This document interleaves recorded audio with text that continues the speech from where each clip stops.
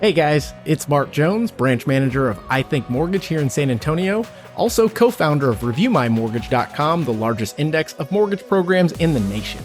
And I've been presented with a scenario a few times in the last couple of weeks, and it's regarding the options that borrowers are presented from a builder's perspective these days. More times than not, what we're seeing is the borrower has two options on the table. One option is to take a higher sales price and a much lower interest rate versus to take a lower sales price and a higher interest rate. And for some odd reason, I'm seeing borrowers fall into this trap. And one thing that I have to remind the borrower is you're financing this total amount. In order to get to the bottom of this, we think logically. Pull up an amortization calculator, as you see here on the screen.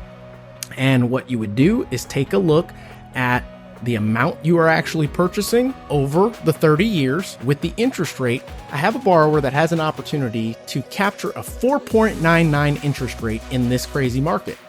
Now, on the face value, you'd think that's fantastic.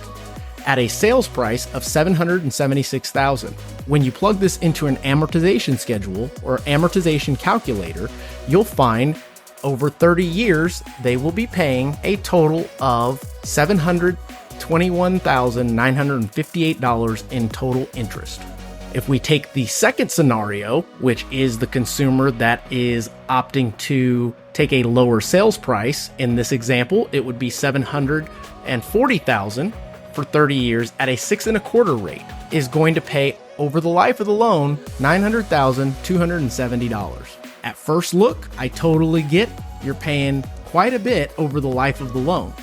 But we have to remember, who keeps their loans these days for 30 full years?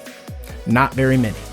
So let's be realistic. Let's assume that interest rates are going to start trickling down because the consumer pricing index is getting a little bit under control. We essentially will look at year 1 through 5 on these and comparing them side by side. As you can see on the screen, you've got year 1 where the borrower decided to take the lower interest rate, obviously paid less in interest.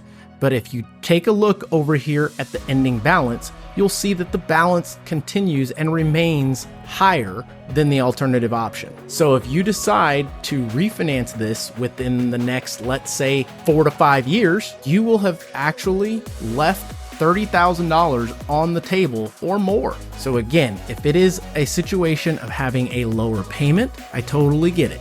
But you have to look at your financial situation to determine which option is going to be more beneficial. I would always go with a lower price. Hope this helped you out. And if you want some additional tips, you can subscribe to my channel and hopefully spread this information around so that you can possibly help somebody else that's in this same predicament.